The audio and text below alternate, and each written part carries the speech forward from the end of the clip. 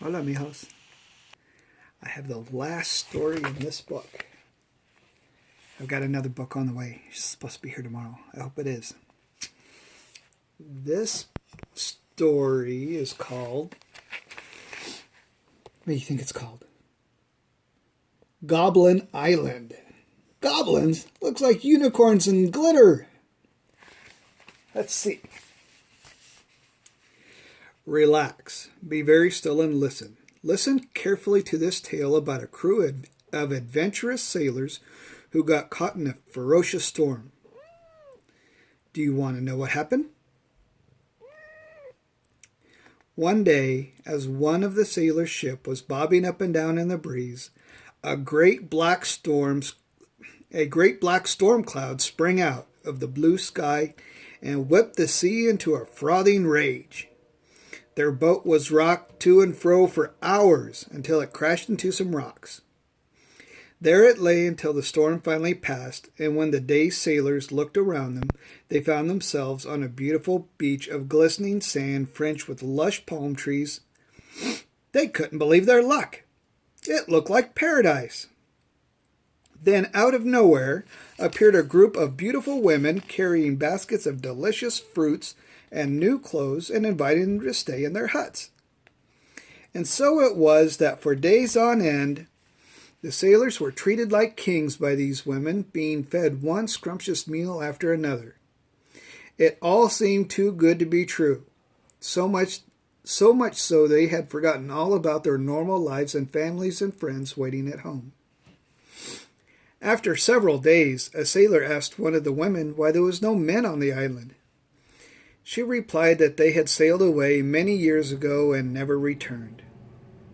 That night the same sailor heard voices, so he crept from his bed to the next hut and listened at the door. "We need to fatten them up and eat them before they escape," said a woman's voice. Peeping through a crack in the door, the sailor saw, to his astonishment, a group of ugly goblins instead of the beautiful women he had expected. "We've been tricked," he gasped. "They're not women, but goblins in disguise. And they're feeding us up so we're juicy to eat." In the morning he told his fellow sailors that what he had seen and heard. When they realized they'd been deceived, they were all terribly frightened. All that is, except for one big, strong sailor. "You must have been dreaming," he insisted. "These beautiful women can't possibly be goblins. I'm not leaving."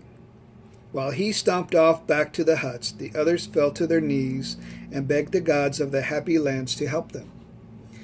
One of the gods, who had been watching all along, was pleased they had realized their mistake and decided to help them. In a flash, he changed himself into a magnificent winged silver horse and flew to the island. The grateful sailors climbed onto his back, sadly leaving behind their stubborn shipmate, who still didn't believe the truth. However, just as the great horse began to spread his wings, they were overjoyed to see the last sailor come sprinting after them and clamber gratefully on the horse's back. "I saw goblins heating the pot to cook us in," he spluttered. "I'm sorry, I wouldn't listen. I just didn't want to believe it." And his last words were whisked away by the wind as the horse flew effortlessly up and into the sky to safety, until Goblin Island was just a tiny speck in the great blue ocean.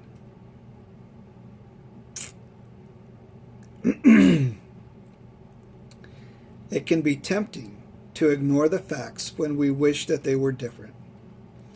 A wise person knows the importance of facing up to the truth and tackle every challenge head on. That's some good words. I like that. That's a good story.